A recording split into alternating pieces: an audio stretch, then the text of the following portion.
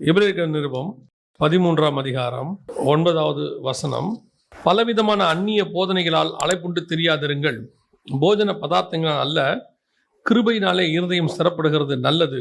போஜன பதார்த்தங்களால் முயற்சி செய்கிறவர்கள் பலனடையவில்லையே.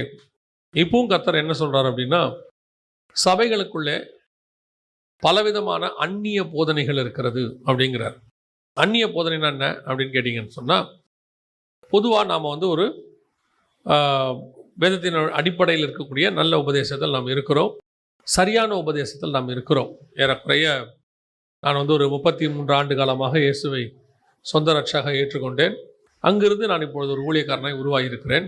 இந்த 33 ஆண்டு காலமும் எனக்கு ஒரு நல்ல போதனை கொடுக்கப்பட்டது.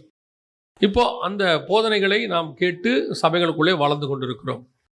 இது நமக்கு போதுமானதாக இருக்கிறது. அதே நேரத்தில் சில அந்நிய போதனைகளும் வரும். அந்நியம்னா நமக்கு சொல்கிற ஃபாரின் டாக்டரின்ஸ் அல்லது வெளியிருந்து வரக்கூடிய உபதேசம் அப்படின்னு அர்த்தம். அந்நிய உபதேசம் இது சபைகளை என்ன செய்யுமா, எப்படி ஒரு போஜன பதார்த்தத்தினால் முயற்சி செய்து பலனடையாமல் போனார்களோ அந்த மாதிரி நிறைய சாப்பாடை சாப்பிட்டு, அவர் அப்படி தான் எழுதுறார், பலவிதமான போதனைகளால், பலவிதமான போஜன பதார்த்தங்களால் அப்படின்னு அவர் ஆக்சுவலாக என்ன சொல்ல வராரு அப்படின்னு கேட்டீங்கன்னு சொன்ன அந்த வசனத்தில், நாம் எப்படி நம்மளை ஃபிட்டாக வச்சுக்கிறதுக்கு சில நேரத்தில் என்ன செய்வோம், பலவிதமான டயட் நம்ம ஃபாலோ பண்ணுவோம். அதெல்லாம் இப்போ தான் இருக்குது, நம்ம பார்க்குறோம். அப்போவே பைபிள் எழுதுது.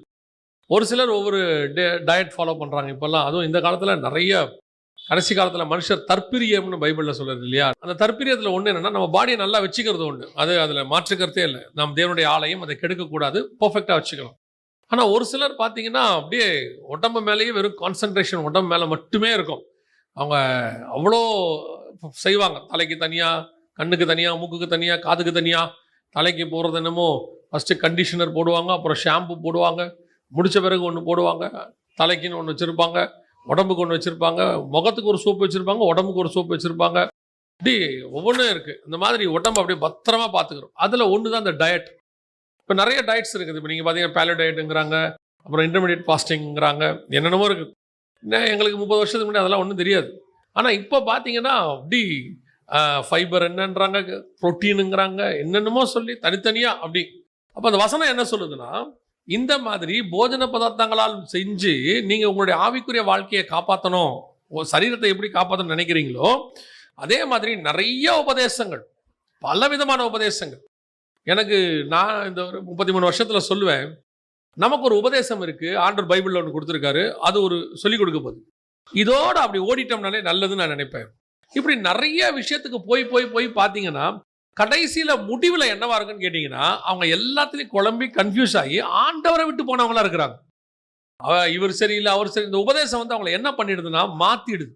அதை தான் இந்த இடத்துல அவர் சொல்கிறாரு, பலவிதமான அந்நிய போதனைகளினாலே அப்படின்னு சொல்லி முயற்சி செஞ்சு பார்க்குறாங்க அப்படிங்கிறார். அப்போது சபைகளுக்கு எல்லா காலகட்டத்திலும் இப்படிப்பட்ட ஒரு போராட்டம் ஒன்று இருந்துக்கிட்டு தான் இருக்குது. அப்போது 1ஆம் நூற்றாண்டில் சபைக்கு எழுதும் போது கர்த்தர் எழுதுகிற ஒரு காரியம், 4வது சபைக்கு, தியாத்தரா சபைக்கு ஆண்டவர் எழுதுறாரு. எழுதும்போது அந்த வசனத்தை வாசிங்க. வெளிப்படுத்தின விசேஷம் 2ஆம் அதிகாரம் 20வது வசனம் வாசிங்க பார்ப்போம். 2:20.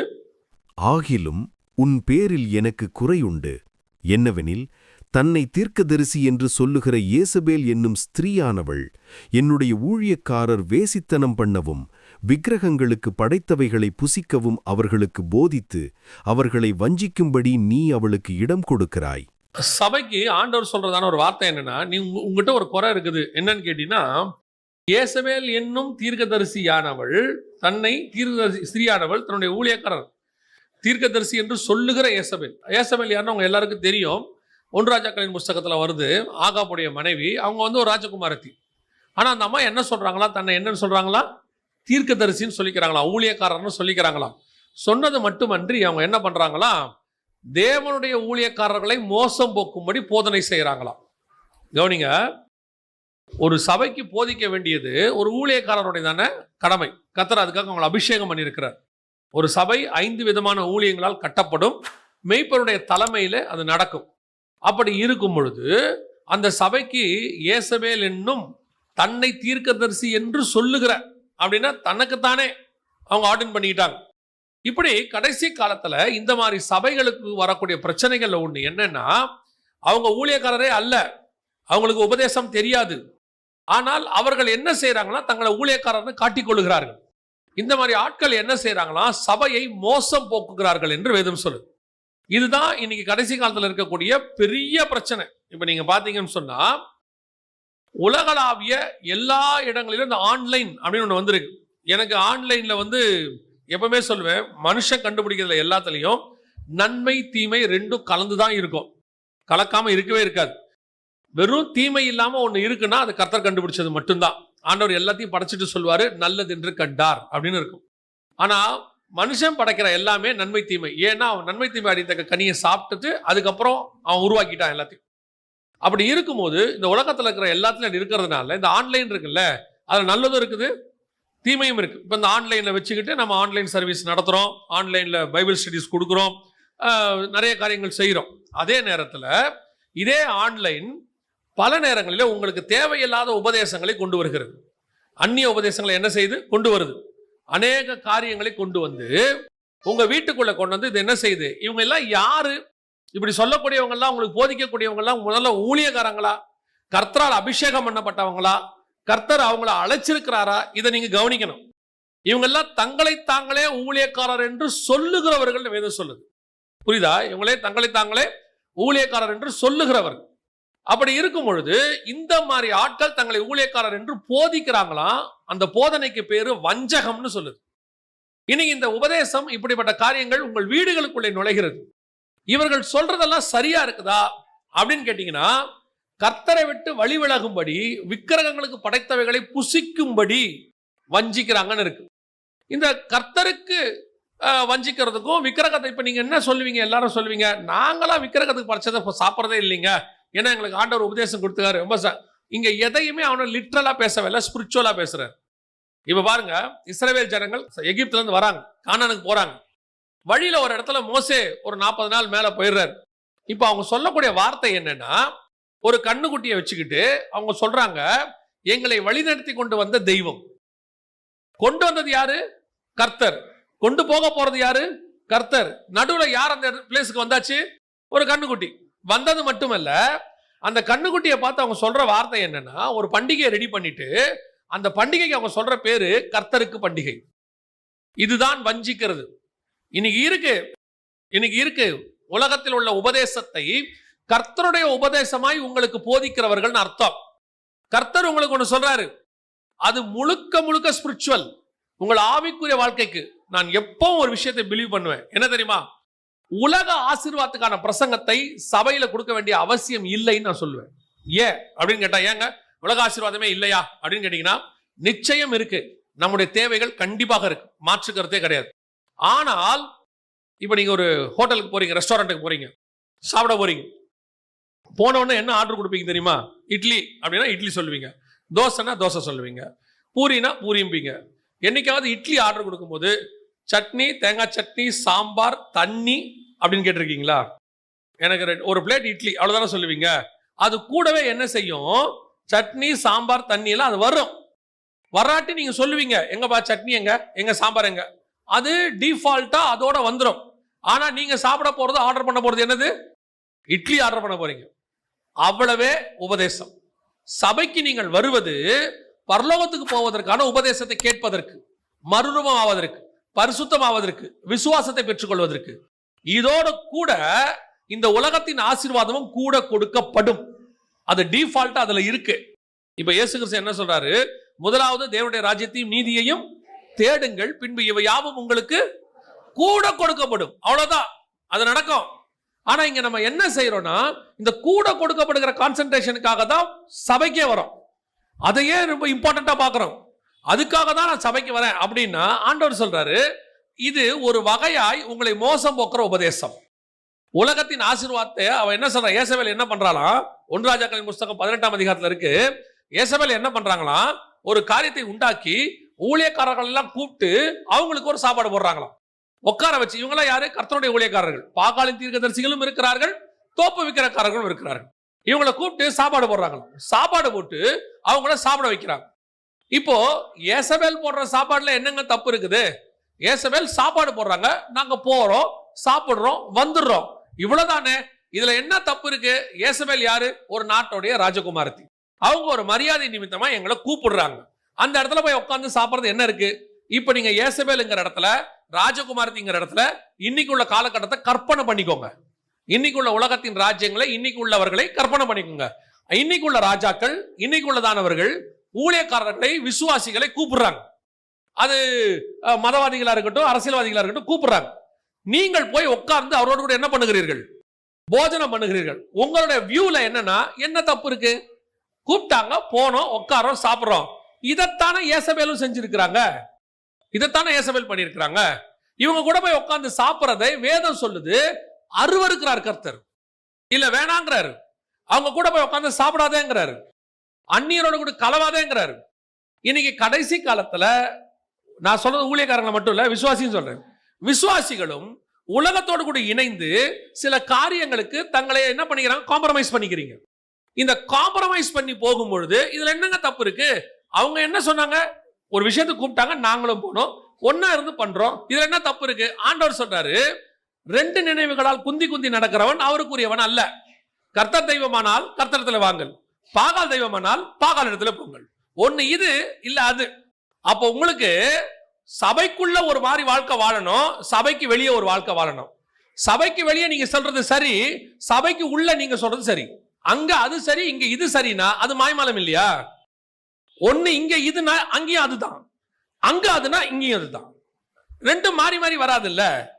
ஒண்ணு நாங்க இங்க ஒரு விஷயத்த சொல்லும் போது நீங்க அதை ஒத்துக்கிறீங்க, ஆனா அதுக்கு ஆப்போசிட்டா வெளியே போய் சொல்றீங்க. அதை நாங்க கடிந்து கொள்ளும் போது அது உலகத்துக்கு அப்படித்தான் இருக்க முடியும். நான் சொல்றேன், இதுதான் ஏசபேல் பந்தி.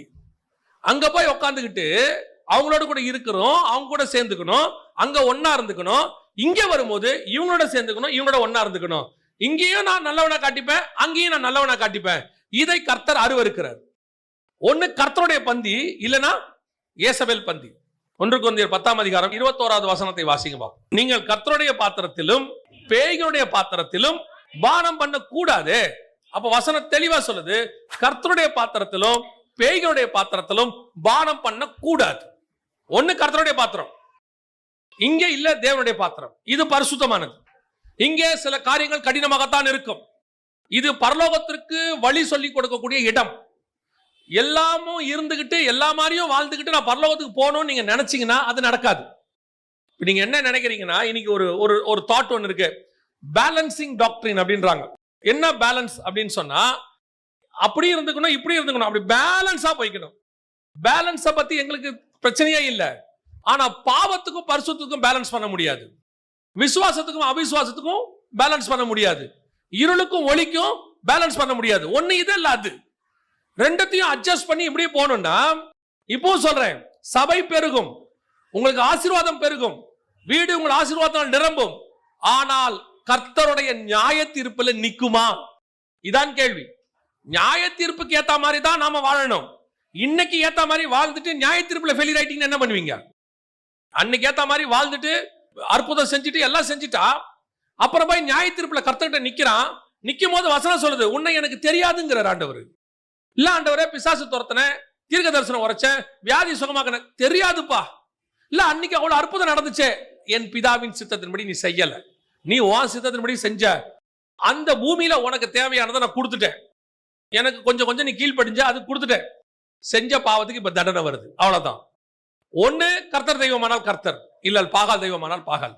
பாகாலுடைய தீர்க்கதரிசியே உட்காந்துப்பேன், கர்த்தருடைய தீர்க்கதரிசி கூட போய் உட்காந்துப்பேன். இவங்க கிட்ட நல்லவனா இருந்துப்பேன், அவங்க கிட்ட நல்லா இருந்தப்பா கிடையாது.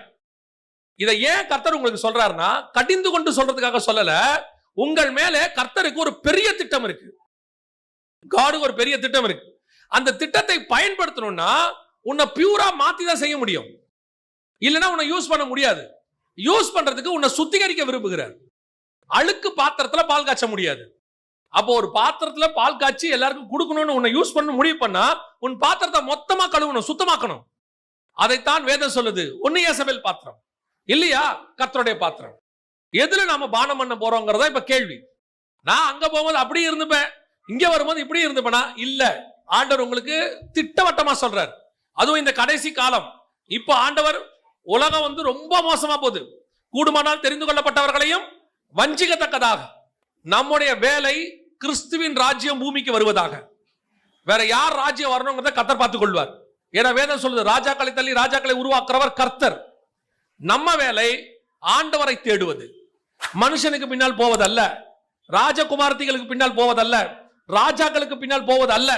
நம்முடைய வேலை தேவனுக்கு பின்னால் போவது. நான் சொல்லும் போது கொஞ்சம் உங்களுக்கு கஷ்டமா தான் இருக்கும், ஆனால் இதுதான் சத்தியம். பைபிளை படி இப்படி இருக்கணும், இப்படி இருந்தால்தான் பரலோகத்துக்கு போக முடியும். இப்போ தானியேல் பாபிலோன்ல இருக்கிறார். தானியேல் புஸ்தகம் 1ஆம் அதிகாரம் 8வது வசனம் வாசி. நல்ல கவனிங்க. ராஜாவின் போஜனத்திலும் அவர் பானம் பண்ணும் திராட்சரசத்திலும் தன்னை தீட்டுப்படுத்தல் ஆகாதென்று, அதாவது அது பாபிலோன் கம்யூனியன். நம்ம எப்படி பேய்களின் பாத்திரம்னு சொல்றோமோ அந்த மாதிரி அது பாபிலோனில உள்ள ஒரு கம்யூனியன். என்ன இருக்குன்னு கேட்டீங்கன்னு சொன்னா, அவருடைய போஜனம் ஒண்ணு இருக்கு, பானம் ஒண்ணு இருக்கு, ரெண்டு எடுத்து கொடுக்கிறாரு. இது ராஜா அந்த அவர் விக்கிரகத்துக்கு படைச்சு எல்லாத்தையும் எடுத்து கொடுக்கிறது. டேனியல் சொல்றாரு, அது எனக்கு வேண்டாம், அது வெஜ்ஜா நான் வெஜ்ஜாங்கிற பேச்சே கிடையாது.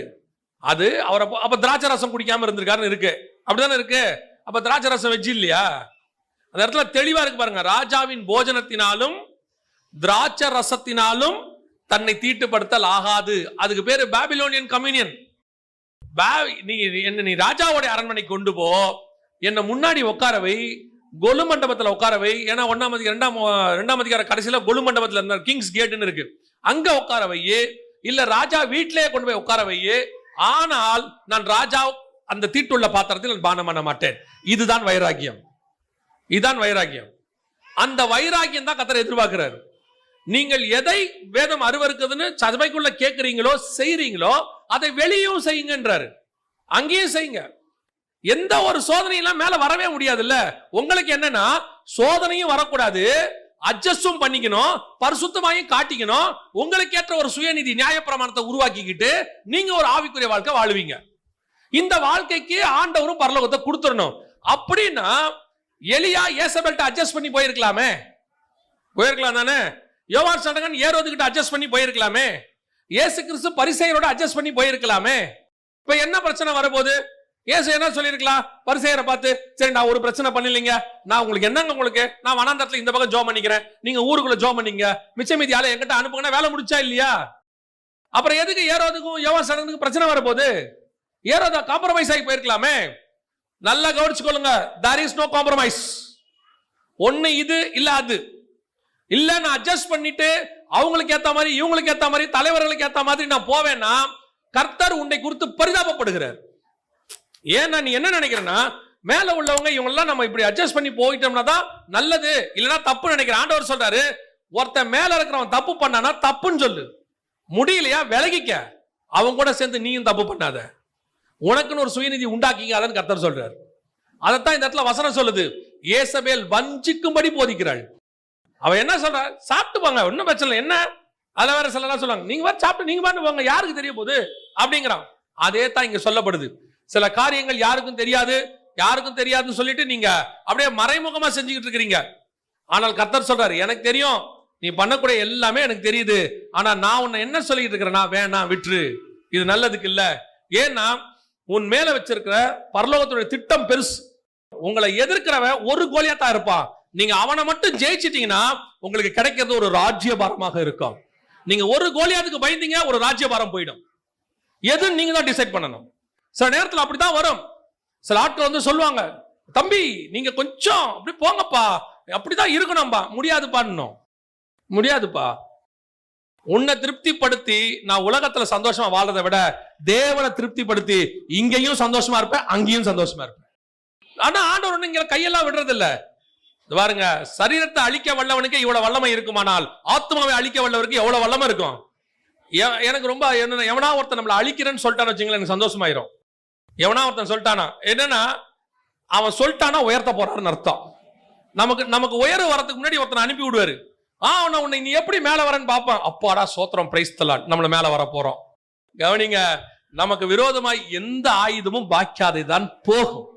நீங்களும் நானும் கவலைப்பட வேண்டிய அவசியம் இல்லவே இல்லை. நம்மை அழைத்தவர் உண்மை உள்ளவர். பாருங்க, சத்தியத்தை எதிர்த்து 10,000 பேர் நிக்கிறான், கர்த்தருக்காக சத்தியத்துக்கு நிக்கிற ஒரு மனுஷனை தான் கர்த்தர் தேடுறாரு. நீங்க நின்னு பாருங்க, ஏசபேல் பந்தியில சாப்பிட மாட்டேன்னு சொல்லி பாருங்க, கர்த்தர் உங்களுக்கு 2வது போஜனம் கொடுப்பார். அது என்ன கொடுக்கிறார் வாசிங்க. 1 ராஜாக்களின் புஸ்தகம் 18ஆம் அதிகாரம் 13வது வசனத்தை வாசி. ஏசபேல் கர்த்தரின் தீர்க்கதரிசிகளை கொன்று போடுகிறபோது, நான் கர்த்தருடைய தீர்க்கதரிசிகளில் 100 பேரை ஒவ்வொரு கெபியிலே 50 பேராக ஒழித்து வைத்து, அவர்களுக்கு அப்பமும் தண்ணீரும் கொடுத்து பராமரித்து வந்த என்னுடைய செய்கை என் ஆண்டவனுக்கு அறிவிக்கப்படவில்லையோ? ரெண்டாவது பாருங்க, இது இன்னொரு வகையான பராமரிப்பு. ஃபர்ஸ்ட் ஏதோ ஒரு ஆதாயத்துக்காக ஏசபேல் பந்தியில போய் உக்காந்தாச்சு. ஏதோ ஏசபேல்ல கிடைக்கும், எதுக்குங்க ஏசபேல்ல பகச்சுக்கணும்? அந்தமா பெரிய மனுஷி, அவங்க கூட இருந்துகிட்டு நம்மளும் அப்படியே அட்ஜஸ்ட் பண்ணி போயிட்டோம்னா நம்ம வாழ்க்கை நல்லா ஓடிடும், ஏதோ கொஞ்சம் ஆசீர்வாதமா இருக்கும். ஏசபேல் என்ன செய்வாங்க, அரசாங்கத்துல நாங்க இவரை நியமிச்சிருக்கிறோம்னு சொல்லி ஏசபேல் அவங்களுக்கு ஒரு பதவியை கொடுத்து அவருக்கு ஒரு நல்ல ஏதாவது ஒன்று போட்டு விட்டு, எப்படி கிறிஸ்துமஸுக்கும் நியூ இயருக்கும் அவரை வச்சு ஒரு மீட்டிங் நடத்தி அவங்க அப்புறம் ஏசபேலுக்கு ஒரு பட்ட பதவி எல்லாம் கொடுத்து எல்லாம் அப்படி செஞ்சு விட்டுருவாங்க. இது ஒரு குரூப் இருக்கு, இன்னைக்கும் இருக்கு. இந்த மாதிரி ஒரு குரூப் இருக்கு.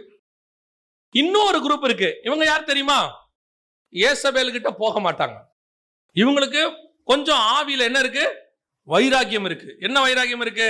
அவ கூட போய் உட்காந்து நம்ம சாப்பிட்றதா, இத்தனை வருஷம் ஒரு ஆவிக்குரிய வாழ்க்கை வாழ்ந்துட்டோமே, இது மாதிரி போய் இந்த மாதிரி ஆளோட சேர்ந்து சாப்பிட்றதான்னு சொல்லிட்டு அதே நேரத்துல அவ கூட சேராட்டி என்ன பண்ணிடுவாங்களாம், தலையை வெட்டிடுவாங்க. அவங்க கூட சேராட்டி என்ன பண்ணுவாங்க, ஏதோ ஒரு பாதிப்பு வரும். இந்த நேரத்துல கர்த்தர் என்ன பண்றாரு, அதே ஏசபேலுடைய படையிலிருந்து அவ கூட இருக்கிற ஒரு ஆள் ஒபதியா, அவனை வச்சு என்ன பண்றாரு, 100 தீர்க்கதரிசிகளை கர்த்தர் போஷிக்கிறார்.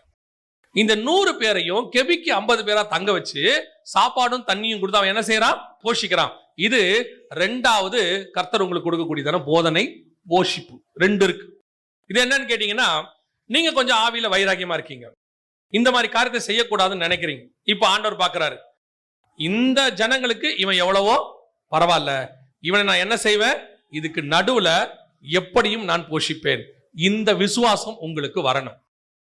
நான் வேணான்னு சொன்னா ஏதோ ஒரு இடத்துல இருந்து எனக்கு என்ன வரும், போஷிப்பு வரும். எனக்கு ஒரு உயர்வு எங்கிருந்தோ வரும். அதை எங்கிருந்து கொண்டாடுவார் தெரியுமா? பட்சிக்கிறவனிடத்துல இருந்து பட்சணத்தை கர்த்தர் கொண்டாடுவார். எந்த இடத்துல உன்னை வீழ்த்துவேன்னு சொன்னாங்களோ அதே இடத்துல கர்த்தர் உன்னை உயர்த்தி உட்கார வைக்க வல்லமை உள்ளவராய் இருக்கிறார். எவன் தரமாட்டேன்னு சொன்னானோ அவனையே தர வைக்க கர்த்தர் வல்லமை உள்ளவராய் இருக்கிறார். யாரு முடியாதுன்னானோ அவன் வீட்டுக்குள்ள இருந்தே சாப்பாடு வருது. இப்போ 100 பேருக்கு உபதியா சாப்பாடு கொடுக்கணும், 3.5 வருஷம் 100 பேருக்கு தரணும். அப்ப அந்த 100 பேருக்கு உபதியா சாப்பாடு எங்க இருந்து கொண்டாந்துருப்பாரு? ஏசபேல் அரண்மனையில தான் கொண்டாந்துருப்பாரு. இல்ல ஏசபேல்ட்ட வாங்குற சம்பளத்துல இருந்து உபதியா கொடுத்திருப்பாரு. ஏதோ ஒண்ணு நடந்திருக்கும். ஆக மொத்தத்துல மறைமுகமா இது யாருகிட்ட இருந்து வருது, ஏசபேல்ட்ட இருந்து வருது. அவ சொல்றா தலைய வெட்டுன்னு, இவன் சொல்றான் அவகிட்ட இருந்தே உனக்கு சாப்பாடு வாங்கி தரேன்னு. எவ்வளவு பெரிய அற்புதம் பாருங்க. இதை கர்த்தரால் செய்ய முடியும். நீ விசுவாசித்தால் தேவனுடைய மகிமையை காண்பாய். எங்க முடியாதுன்னு ஒரு இடத்த சொல்றீங்களோ அதே இடத்தில் வைத்து கர்த்தர் போஷிக்க வல்லமை உள்ளவர். இப்போ சொல்றேன், உலகத்தில் இருக்கிறவனிலும் நம்மில் இருக்கிறவர் தான் பெரியவர். நம்மில் இருக்கிறதான் பெரியவர். அவன் கைய ஓங்குவான், கோலியாத்து வருவான், பேசுவான், சவுண்டு கொடுப்பான், எல்லாம் செய்வான். ஆனால் ஜெயிக்கிற அதிகாரத்தை கர்த்தர் நம் கையில் தான் கொடுத்து வச்சிருக்கிறார். அவனுக்கு அந்த அதிகாரத்தை கர்த்தர் கொடுக்கவே இல்லை. எல்லாம் வாயில உதார் விடும், பேசுவான், சேசனத்துல அடிக்க கூட செய்வான். ஏசுநாதரே அடிச்சாங்க, ஒப்பு கொடுத்தாரு, அடிக்க செய்வான். கடைசியில ஜெயிச்சது யாரு? நம்ம ஆண்டவர் தான் ஜெயிச்சார். இப்போ நம்ம தான் ஜெயிப்போம். ஆனா நீங்க என்ன நினைக்கிறீங்க தெரியுமா? ஐயோ முடியாதுன்னு. ஆண்டவர் சொல்றாரு, உன்னை கொஞ்சம் வேறுபடுத்திக்கோ, டிஃபரன்ஷியேட் பண்ணிக்கோ, அவங்கள விட்டு கொஞ்சம் நீ ஒதுங்கி வா, அந்த கூட்டத்தோட கூட உட்காராத, நீ உன்னை தனித்து காட்டு, நீ என்னுடையவன் என்னுடையவள்னு காட்டு, நான் உன்னை எப்படி பராமரிக்கிறேங்கிறத மட்டும் அதுக்கப்புறம் பாரு. எகிப்துல இருக்கிற வரைக்கும் உனக்கு மன்னா வராது, கொஞ்சம் வெளியே நீ விட்டு வனாந்தரத்துக்கு வா, மன்னா எப்படி வருதுன்னு மட்டும் பாரு. எகிப்துல இருக்கிற வரைக்கும் கண்மலை தண்ணி வராது, கொஞ்சம் எகிப்தை விட்டு வெளியே வா, செங்கடலை மட்டும் தாண்டிடு, நான் உனக்கு எப்படி மன்னா கொடுக்குறேன்னு பாரு.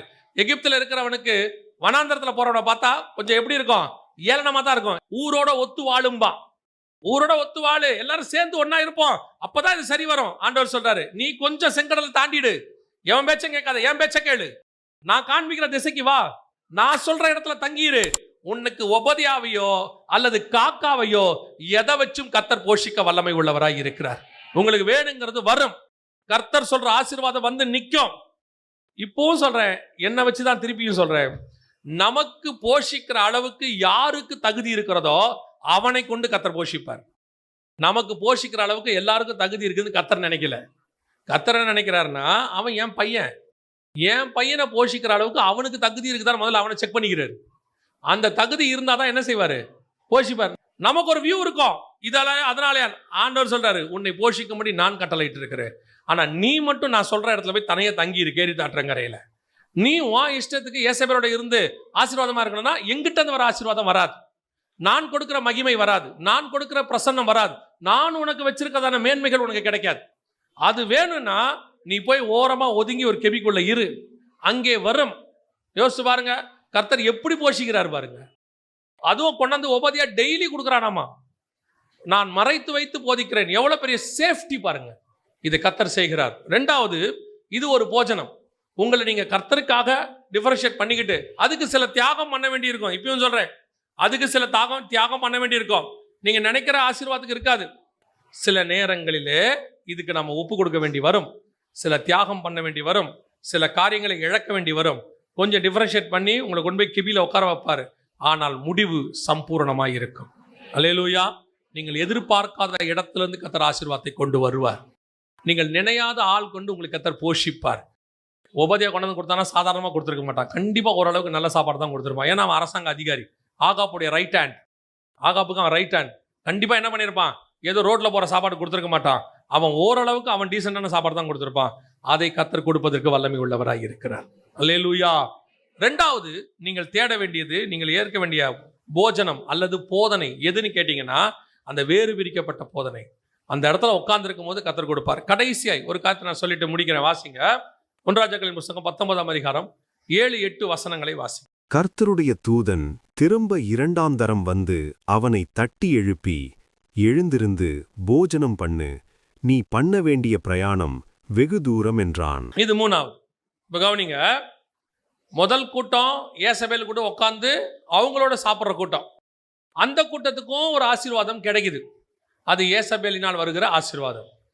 ஒரு நாள் அந்த ஆசீர்வாதம் என்னாச்சு தெரியுமா? எலியாங்கிறவனால எல்லாரையும் வெட்டி போடுடான்ட்டான். என்னாச்சு? நியாய தீர்ப்பில் அவங்க யாருமே நிலை நிற்கவில்லை, வெட்டி போடப்பட்டார்கள். ரெண்டாவது ஒரு கூட்டம் இருக்கு. இது கெபிக்குள்ள தங்கி இருக்கிற கூட்டம். இவங்கிட்ட என்னன்னு கேட்டீங்கன்னா, இவன் வேற பிரிச்சுப்பான். ஏசபேலோட சேர மாட்டான். அவன் வேலை உண்டுன்னு இருப்பான். சில ஆட்கள் சொல்லுவாங்க, பார்த்துருக்கீங்களா? நம்ம உண்டு, நம்ம வேலை உண்டு, நம்ம போனோம் வந்தோம், நமக்கு எதுக்குங்க பிரச்சனை? யார் எக்கேடு கேட்டா நமக்கு என்ன? தப்பு நடந்தாலும் கேட்க மாட்டான், நடக்காட்டியும் கேட்க மாட்டான். ஆனா அவன் கரெக்டா இருப்பான். அவருங்க என்ன செய்வாங்க? பர்ஃபெக்ட். மற்றபடி தப்பு செய்யறவங்களை பத்தி அவங்களுக்கு என்ன இல்லை, எந்த கவலையும் இல்லை. கேட்டா எதுக்கு பிரச்சனை? ஏசபேல எதுக்கு வேண்டி வரும்? அதுக்கு பதிலா உபதியா சாப்பாடு கொடுக்குறாரா, சாப்பிட்டோமா, ஜோம் பண்ணமா, கெபிக்குள்ள இருந்தோமா, கர்த்தர் ஒரு நாள் விடுதலையாக்குவார்னு வெயிட் பண்ணுவோம். இப்படி ஒரு கூட்டம் இருக்கு. இது நல்லா இருக்கா இல்லையா? நல்லா இருக்கா இல்லையா? இதுதான் 90% கூட்டம் இன்னைக்கு. ஆவிக்குரிய உலகத்துல 90% கூட்டம் என்னன்னு கேட்டீங்கன்னா, சபை எப்படி போனா என்ன, ஆவிக்குரிய உலகம் எப்படி போனா என்ன, எவன் என்ன கள்ள உபதேசம் பேசினா என்ன, யார் சபையை மோசம் போக்கினா என்ன, எதை பத்தி அவங்களுக்கு என்ன கிடையாது, கவலை கிடையாது. ஆனா அவங்க பர்ஃபெக்டா இருப்பாங்க. நான் கரைப்படாதபடி என்னை பார்த்துப்பேன், அழுக்காகாதபடி பார்த்துப்பேன்.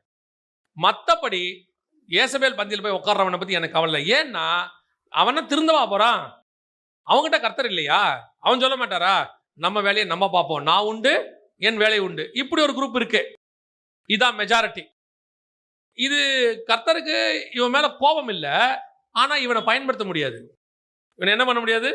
பயன்படுத்த முடியாது. ஏன்னா ஒரு வகையான செல்ஃபிஷ், ஒரு வகையான. ஆனா இவன் கர்த்தரை நம்பி வந்ததுனால கர்த்தர் என்ன பண்ணிடுவார்? இவனை போஷிச்சிருவார், தந்துருவார், உபதேசம் கொடுப்பாரு, நல்லா போகும், ஆவிக்குரிய வாழ்க்கை போகும். ஆனால் உப்பு சப்பு இல்லாம இருக்கும்ல, அந்த மாதிரி ஆள் அவன். அவன் வாடின்னு இருப்பான். சில ஆட்கள் சர்ச்சில் பார்த்தீங்கன்னா 10 வருஷமா வந்துட்டு இருப்பாங்க. கொஞ்சம் பெருமையாக ஒன்று சொல்லுவாங்க. என்ன சொல்லுவாங்கன்னா, நாங்கள் சர்ச்சுக்கு போவோம், பின்னாடி உட்காருவோங்க, ஆரம்பித்த பிறகு தான் போவோம், கடைசி ஜபத்தில் ஏந்திரிச்சு வீட்டுக்கு போயிடுவோம். நாங்கள் எதுலேயுமே ஈடுபட மாட்டோங்க. நம்ம சர்ச்சுக்கு போனோமா, தேவனை ஆராய்ச்சோமா, வீட்டுக்கு போனோமான்னு இருக்கணும். நம்ம எதுக்குங்க மற்ற விஷயத்தில் தலையிட்டும்பா. இதே மாதிரி நீங்கள் உங்கள் வீட்டில் சொல்லி பாருங்க. ஒரு இடத்துல கர்த்தர் உன்னை கொண்டு போய் வைக்கிறாருன்னா, உன்னை அட்மாஸ்பியருக்கு வைக்கல, அவரு நிரம்பி இருக்கணும்னு வைக்கல. இந்த பூவை வச்சிருக்கோமே, இந்த பூவை எதுக்கு வச்சிருக்கோம்? அழகுக்கு வச்சிருக்கோம். அந்த கேமராலேருந்து எடுக்கும்போது பார்க்கறதுக்கு எப்படி இருக்கு? இதை எடுத்து போட்டாலும் ஒன்றும் பிரச்சனை இல்லை. இப்போ புரியுதா? இதை தூக்கி போட்டாலும் இப்போ யாரும் ஒன்றும் அழகை பார்க்க போகிறதில்ல, செய்தி பார்க்க போகிறாங்க, ஆராதனையை பார்க்க போகிறாங்க. ஆனால் இதை தூக்கி போட்டால் என்ன ஆகும்? இதை தூக்கி போட்டால் என்ன ஆகும்? மெசேஜே கேட்காது உங்க யாருக்கும். அங்க இருக்கவங்க சொல்ல எனக்கு கேட்கலாம்பா. அப்போ இது நிக்கிறதுக்கும் இது நிக்கிறதுக்கும் வித்தியாசம் இருக்குல்ல. அந்த மாதிரி தான் சபைக்குள்ள இருக்கிற விசுவாசி. சிலதுல இதுதான், ஆனா அழகு நிரம்பி இருக்கும். நம்மளுக்கு ஒரு நம்ம சந்தோஷப்பட்டுக்கலாம், நிறைவாய் இருக்கிறது. உங்களால என்ன பிரயோஜனம் கர்த்தருக்கு? ஆசாரிப்பு கூடாரத்தை எடுங்க. ஆசாரிப்பு கூடத்துல கர்த்தர் எல்லா பாத்திரத்தையும் செய்ய சொல்றாரு. ஏதாவது அங்க சும்மா இருக்குமா பார்த்துருக்கீங்களா? ஆசாரிப்பு கூடத்துல ஏதாவது ஃப்ரீயா இருக்குதா? ஆண்டவர் பாருங்க, அழகுக்கு ரெண்டு பூவை தொங்க விடுன்னு சொன்னாரா? அவர் உள்ள வச்ச அத்தனைக்கும் என்ன இருக்கு? ஒரு ஸ்பிரிச்சுவல் காரணம் இருக்கு. உள்ள வச்சதுக்கெல்லாம் ஒரு நோக்கம் இருக்கு. அதே மாதிரி தான் உங்க அத்தனை பேரையும் உள்ள கொண்டு வந்ததுக்கு கர்த்தருக்கு ஒரு நோக்கம் இருக்கு. ஏதோ நாங்க கவலைப்படுவோம், கண்ணுக்கு முன்னாடி நீங்களாம் இல்லாட்டி வருத்தப்படுவோம்னு நிரப்பல. உங்களை கொண்டு வந்து வச்சதுக்கு பரலோகத்துக்கு ஒரு திட்டம் இருக்கு. கெபில உட்காந்து சாப்பிட்டு போற கூட்டமா இருக்கக்கூடாது. இன்னொரு கூட்டம் இருக்கு. இப்ப யார் தெரியுமா? வாசிங்க அந்த வசனம் என்ன சொல்லுது பாருங்க. 1 ராஜாக்களின் புஸ்தகம் 19ஆம் அதிகாரம் 14வது வசனம் வாசிங்க. அதற்கு அவன், சேனைகளின் தேவனாகிய கர்த்தருக்காக வெகு பக்தி வைராக்கியமாயிருந்தேன். இஸ்ரவேல் புத்திரர் உமது உடன்படிக்கையை தள்ளிவிட்டார்கள். உம்முடைய பலிபீடங்களை இடித்து உம்முடைய தீர்க்கதரிசிகளை பட்டயத்தினால் கொன்று போட்டார்கள். நான் ஒருவன் மாத்திரம் மீதியாயிருக்கிறேன். என் பிராணனையும் வாங்க தேடுகிறார்கள் என்றான். இவன் யார் தெரியுமா? பக்தி வைராக்கியம். இவனால ஆவிக்குரிய உலகத்துல தப்பு நடக்கிறத சகிக்கவே முடியாது. இஸ்ரவேலுக்குள்ள ஒரு பிரச்சனை வருது, கர்த்தருக்கு விரோதமா செய்யறாங்கன்னா அவன் மனசு என்ன செய்யுது? வாதிக்குது. என்னடா இப்படி பண்றீங்கன்னு கேட்கறான். என்னடா இந்த மாதிரி பண்ணி திரியுறீங்க? இது கர்த்தருடைய தேசம்டா, இப்படி பண்ணுவீங்களான்ட்டு ஒரு வைராகியம் வந்து என்ன பண்றான்? கோபத்துல 400 பேரை வெட்டி போட்டுறான். இது நியாயப்பிரமாண காலன்றதால சரி, அவன் காலத்துக்கு வெட்டி போட்டுறான். இப்போ அவனுடைய நிலைமை என்ன? 24 ஹவர்ஸ்ல உன் தலையை வாங்குவேன்ட்டான் அந்த அம்மா. 24 ஹவர்ஸ்ல என்ன பண்ணிடுவேன்? தலையை வாங்கிடுவேன் அப்படின்ட்டான். இப்போ இவன் பார்த்தான், வனாந்தரத்துக்கு ஓடிட்டான். ஓடி போய் ஒரு சூரச்செடிக்கையில படுத்துட்டு, ஆண்டவரே போதும்பா விட்டுருங்க, நான் பக்தி வைராக்கியமா இருந்து ஏதோ நல்ல ஸ்பிரிச்சுவல் வாழ்க்கை வாழ்ந்து ஆண்டவருக்காக வைராக்கியமா ஊழியம் பண்ணலாம், ஏதாவது செய்யலாம்னு நினைச்சா என்னத்தான் கொல்ல பார்க்கறான். ஒன்னும் பேசாம வாயை மூடிட்டு இருந்தவன் கெபில நல்லா சாப்பிட்டுக்கிட்டு இருக்கான். சரி, ஏசவனோட அட்ஜஸ்ட் பண்ணிட்டு போனவன் நல்லபடியா சொகுசா இருக்கான். இந்த நல்லா சத்தியம் பேசின நான் என்ன ஆயிட்டேன்? சத்ரு ஆயிட்டேன். இப்ப இந்த கெபில இருக்கான்ல, அவன் என்ன சொல்லுவான் தெரியுமா? எலியாவை பார்த்து, இந்த ஆளு வாயை வச்சுக்கிட்டு ஒழுங்கா இருந்திருக்கலாங்க. கெபில இருக்க என்ன சொல்லுவான்? நீ வாயை வச்சுக்கிட்டு ஒழுங்கா இருந்திருக்கலாம். நாங்க இல்ல, என்னமோ எங்களுக்கு தெரியாத மாதிரியும் இவருக்கு மட்டும்தான் வைராக்கியம் வந்தா மாதிரியும் சும்மா உட்காந்துக்கிட்டு பேசிவிட்டு பாருங்க, எல்லாத்தையும் விட்டுட்டு வனாந்தரத்துல சுத்தி திரியுது. இவனுக்கு இதுவும் வேணும், இன்னமும் வேணும். இன்னொருத்தரங்க பாருங்க, ஏசபேல் பந்தியில அவன் சொல்லியிருப்பான், நான் அப்பவே இந்த எலியாவை சொன்னேங்க, வா எலியா ஒரு சீட்டு போட்டு விடுறேன் பக்கத்துல, அந்த அம்மா நமக்கு வேண்டப்பட்ட அம்மா தான், சொன்னோம்னா ஒரு போஸ்டிங் வாங்கி கொடுத்துருக்கோம், நீ பாட்டு நல்லா ஓடி இருக்கலாம். நல்ல டேலண்டட் ஃபெலோ தாங்க அந்த பையன், பேச்சை கேட்காம இப்படி கெட்டு போயிட்டான், இவெல்லாம் பொழைக்க தெரியாதவன் அவன் சொல்லியிருப்பான். இவன் சொல்றான், என்ன ஆண்டவரே, அப்படிப்பட்டவன் நல்லா இருக்கான், இப்படிப்பட்டவன் கெபிக்குள்ள இருக்கான், நான் ஒருவன் மாத்திரம் இப்படி சுத்திட்டு இருக்கிறேன். ஆண்டவர் சொல்றார், எலியா அவன் சாப்பிட்றது ஏசபேல் சாப்பாடு, இவன் சாப்பிட்றது ஒபதியா சாப்பாடு, ஆனா நீ சாப்பிட்ற பத்தியா அது ஏன் சாப்பாடு. பரலோகத்திலிருந்து தூதனை அனுப்பி நான் உன்னை போஷிப்பேன், அது தழலில் சுடப்பட்ட அடையும் தண்ணீரும் வந்து உன்னை போஷிக்கும். உங்களையும் என்னையும் கத்தர் கொடுக்கிற எல்லாருக்குல்ல, அது ஹெவன்லி ட்ரெஷர். உங்களை எண்ணி நடத்துல அது பரலோகம் நடத்துது. நீ மனுஷனை நம்பி வாழ்றவன் அல்ல, கர்த்தரை நம்பி வாழ்கிறவன். நீ இம்மைக்காக வாழ்கிறவன் அல்ல, மறுமைக்காக வாழ்கிறவன். உன்னை கொண்டு கர்த்தர் வேறொன்னு செய்ய போறாரு.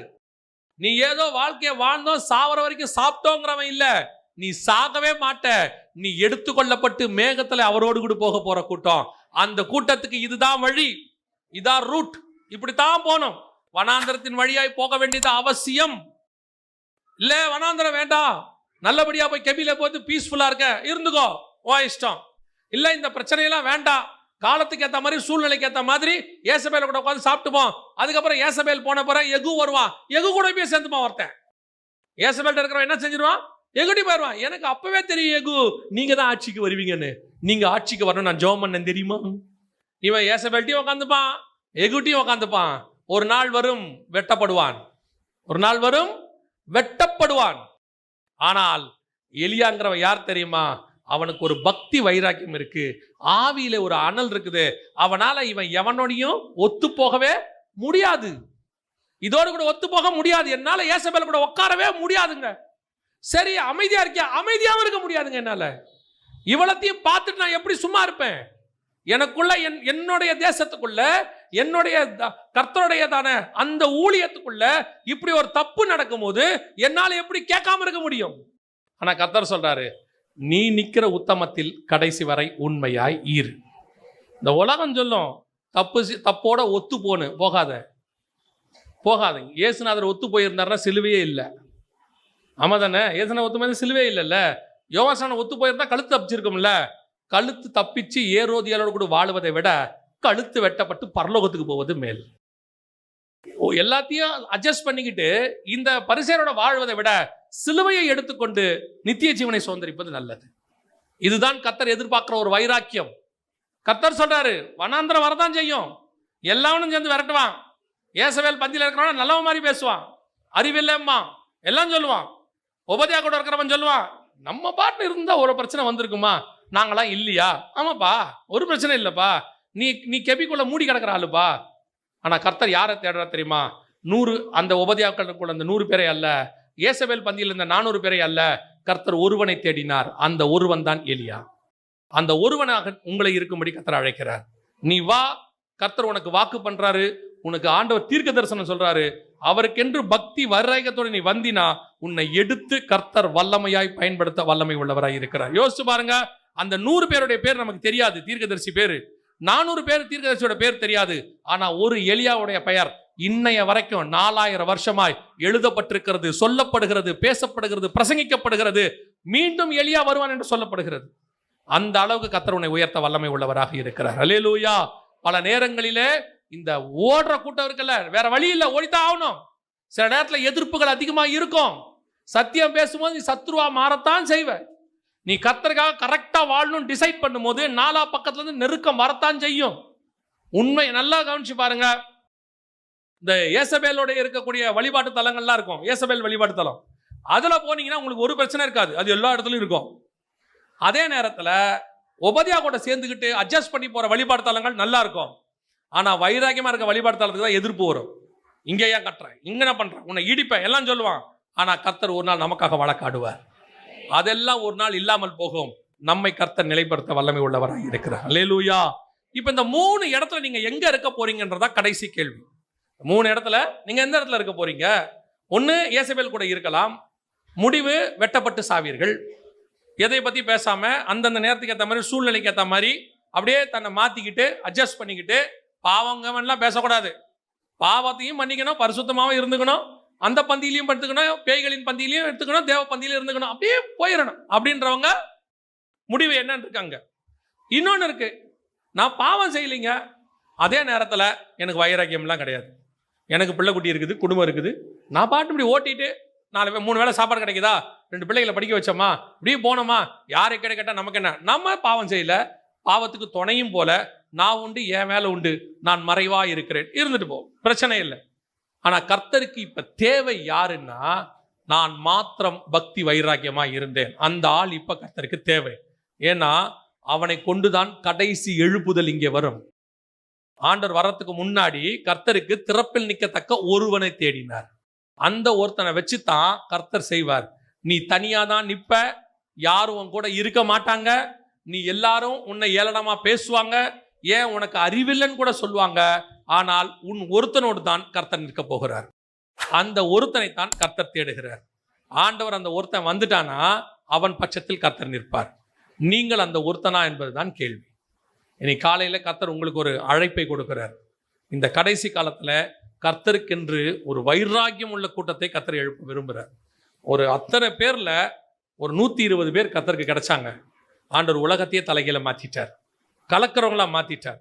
அதே மாதிரி இப்போ கடைசியா கர்த்தருக்கு அப்படி ஒரு வைராக்கியம் உள்ள வாலிபர்கள் தேவை, வைராக்கியம் உள்ள ஆண்கள் தேவை, வைராக்கியம் உள்ள சகோதரிகள் தேவை. உங்களை கொண்டு கர்த்தர் பெரிய காரியம் செய்வார். கண்டிப்பா சொல்றேன், வனாந்தரத்தின் வழியா தான் கடந்து போக வேண்டி வரும், நிச்சயம் வரும்.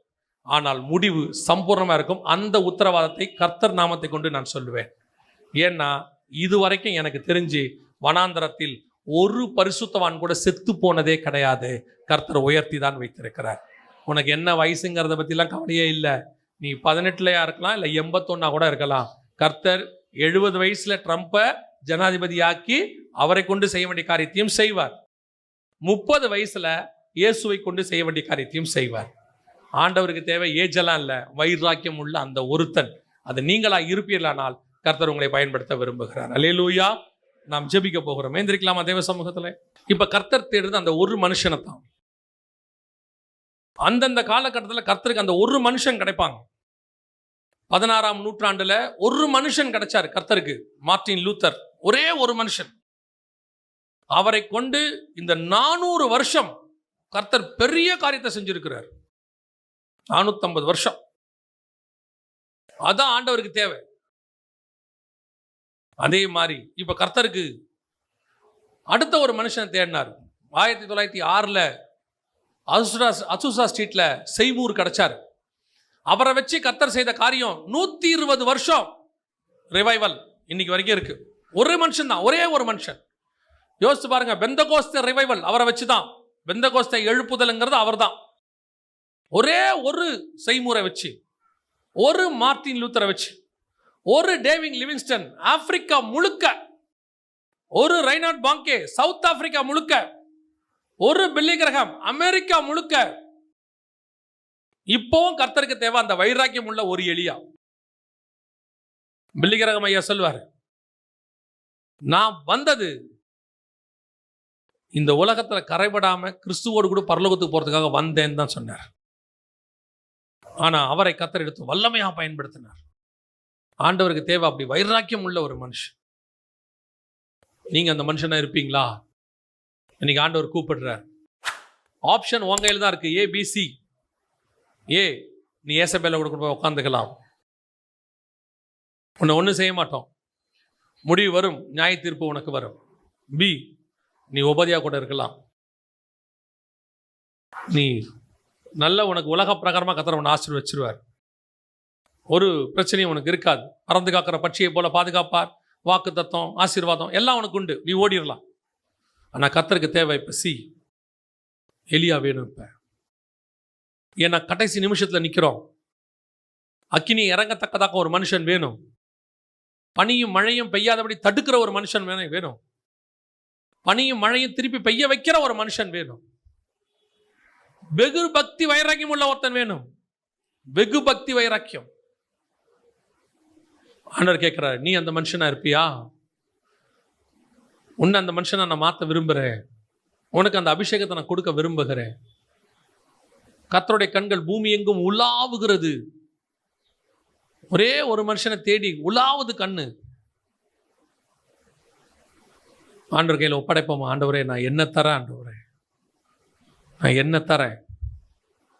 நீங்க எங்க நடத்தினாலும் நான் நடக்கிறேன். கேரி தாற்றங்கரைக்கு போக சொன்னா நான் போறேன். சாரிபாத்துக்கு போக சொன்னா நான் போறேன். வனாந்தரத்துக்கு பெயர் சபாவுக்கு போக சொன்னா நான் போறேன். தமஸ்குவின் வழியா வனாந்தரத்துக்கு போக சொன்னா நான் போறேன். எரிகோவோ, கில்காலோ, பெத்தேலோ, யோர்தானோ எங்க போக சொன்னாலும் நான் போறேன். கடைசியா மேகத்துல எடுத்துக்கொள்ள விடுகிற வரைக்கும் நீங்க எங்க சொன்னாலும் நான் போறேன் ஆண்டவரே. அப்படி ஒரு வைராக்கியம் உள்ள இந்த கூட்டத்தில இருந்து ஒரு சிலராவது கர்த்தருக்காக எழும்பி பிரகாசிக்க, லாஸ்ட் மினிட், லாஸ்ட் சான்ஸ் ஆண்டவர் கேட்கிறார். உண்மையா சும்மா கையெல்லாம் தூக்காதீங்க, வேஸ்ட். நீங்க சும்மா கை தூக்குனா பரலோகம் உங்களை பார்க்கும், பரலோகத்துக்கு தெரியும் நீங்க யாருன்னு. உண்மையா அந்த வைராக்கியத்தோட, ஆண்டவரே அந்த பக்தி வைராக்கியத்துக்கு உமக்காக நிற்க என்னை நான் தருகிறேன். நான் வரேன் ஆண்டவரே உங்களுக்காக. என்கிட்ட ஒன்றும் இல்லைப்பா, வெறும் கையை தான் வனாந்தரத்துக்கு வரேன், ஆனால் நான் வர்றேன் ஆண்டவரே. என்னை கொண்டு எதாயிலும் செய்யுங்கப்பா. அப்படி வைராகியமாக ஒப்பு கொடுக்குறவங்க மட்டும் சும்மா எல்லா கூட்டத்திலையும் போய் கையை தூக்கிட்டு நிற்கிற மாதிரி, ஆனலும் இல்லாமல் குளிரும் இல்லாமல், எதுக்கு கையை தூக்குறோன்னு கூட தெரியாமல், சும்மா பழக்கத்தில் ப்ராக்டிஸில் எல்லா கூட்டத்திலையும் கை தூக்குற ஒரு ஒன்றுமில்லாத கூட்டம் ஒன்று இருக்குது. அந்த கூட்டமாக கை தூக்காமல் நீங்கள் எல்லாம் சும்மா கையை வச்சுட்டு ஜோம் பண்ணிங்கன்னா மட்டும் போதும். உண்மையிலேயே ஆண்டவருக்காக வெகு பக்தி வைராக்கியமாய் நான் வர ரெடியாக இருக்கிறேன் ஆண்டவரே அப்படிங்கிறவங்க மட்டும் உங்கள் கரங்களை ஆண்டவருக்கு நேராக உயர்த்தி, ஆண்டவரே என்னை நான் தருகிறேன். இந்த லாஸ்ட் மினிட்டுக்கு, இந்த கடைசி ரவுண்டுக்கு, ஆண்டவரே இந்த வருகைக்கு போகிறதுக்கு முன்னாடி ஒரு கூட்டத்தை ஆதாயம் பண்ணுறதுக்கு, அப்பா எனக்குள்ள இருக்கிற அந்த அனலை பத்தி எரிய வைக்கிறதுக்கு ஏதாவது நான் செய்யணும். கர்த்தர் சொல்ற வார்த்தை, நீ அக்கினிக்கு தப்பின கொள்ளி, அக்கினிக்கு தப்பின கொள்ளி. உன்மேல் கர்த்தர் புது வஸ்திரத்தை போட விரும்புகிறார். வெள்ளியினாலும் தங்கத்தினாலும் ஒரு கிரீடத்தை செய்து உன் தலையின் மேல் வைக்க விரும்புகிறார். பிரதான ஆசாரியன் யோசுவாவுக்கு கர்த்தர் என்ன செய்தாரோ அதை ஆவிக்குரிய விதத்தில் உனக்கு செய்ய விரும்புகிறார். புதிய ரட்சிப்பின் வஸ்திரம், புதிய அபிஷேக கிரீடம் உனக்கென்று பரலோகம் பக்தி வைராக்கியம் காட்டும். இவன் என்னுடையவன் சொல்லும். நீ மட்டும் உன்னை ஒப்பு கொடுத்து வைராக்கியமா கரங்களை உயர்த்தி ஆண்டவர்கிட்ட, ஆண்டவரே நான் என்னை தருகிறேன். ஆண்டவரே கர்த்தர் பட்சத்தில் நான் நிற்கிறேன்னு சொன்னா, கர்த்தர் சொல்றாரு உன் பட்சத்தில் நான் நிற்கிறேன். ஒப்பு கொடுப்போமா கரங்களை? அதனால ஆண்டவருக்கு யார் அப்படி மற்றவங்க மட்டும், மற்றவங்க எல்லாம் நீங்க உங்களுக்காக ஜெபம் பண்ணுங்க போதும். அப்படிப்பட்டவங்க மட்டும் கரங்களை ஆண்டவருக்கு நேரா வைராக்கியமா. நல்ல தகப்பனே, சர்வ வல்லமையுள்ள ஆண்டவரே, எங்கள் சபையிலிருந்து கடைசி கால எழுப்புதலுக்கென்று நீர் ஆயத்தப்படுத்தி கொண்டிருக்கிற உம்முடைய சேனைக்காக உமக்கு நன்றி. புதிதும் கூர்மையான எந்திரத்தை உருவாக்கி கொண்டிருப்பதற்காக ஸ்தோத்திரம். பலவான் கையில் உள்ள அம்புகளை நீ தயார் பண்ணி கொண்டிருப்பதற்காக ஸ்தோத்திரம். என் காரியமா யார் போவான் என்ற கேள்விக்கு இதோ ஒரு கூட்டம் கரங்களை உயர்த்தி நான் போகிறேன் என்னை அனுப்பும் என்று நிற்கிறதுக்காய் ஸ்தோத்திரம். இதுவரைக்கும் இருந்ததை பார்க்கிலும் இன்னும் ஒரு அபிஷேகம், இதுவரைக்கும் இருந்ததை பார்க்கிலும் இன்னும் ஒரு மகிமை, இன்னும் ஒரு அத்தாரிட்டி. ஆண்டவரை இன்னும் அவங்களுக்கு நீர் முன்பாக போய் அவர்களுக்கு கோணநாளவைகளை சபையாக்கி அடைக்கப்பட்ட கதவுகளை உடைத்து திறந்து அவர்களை கொண்டு நீர் பெரிய பொக்கிஷத்தையும் புதையல்களையும் எடுக்க போறதுக்காய் ஸ்தோத்திரம். ஆண்டவரே எங்கள் சபை இந்த வருஷத்திலிருந்து ஒரு முன்மாதிரி சபையாக, அநேகரை உருவாக்குகிற சபையாக, இன்னும் இங்கிருந்து புறப்பட்டு போய் தேசம் எங்கும் ஆண்டவரே உம்முடைய நாமத்தை பறைசாற்றுகிற ஒரு சபையாக, அநேக ஊழியர்களுக்கு முன்மாதிரி உள்ள ஒரு ஊழியராக நீ நிறுத்த போற தயவுக்காய் உமக்கு நன்றி. ஆசீர்வச்சிருங்கப்பா, உடைய மகிமை மூடட்டும். இங்க இருக்கிற யாருமே ஆண்டவரே இயேசபேல் பந்தியில உட்காராதபடி பாதுகாத்துக் கொள்ளு. ஒபதியாவினுடைய பந்தியில் இருக்கிறவர்கள் அத்தனை பேரும் உம்முடைய பந்திக்கு வந்து சேர கிருபை பாராட்டும். மகிமை மூடுவதாக எங்கள் ஆண்டவர் இயேசு கிறிஸ்துவின் நாமத்தில் பிதாவே.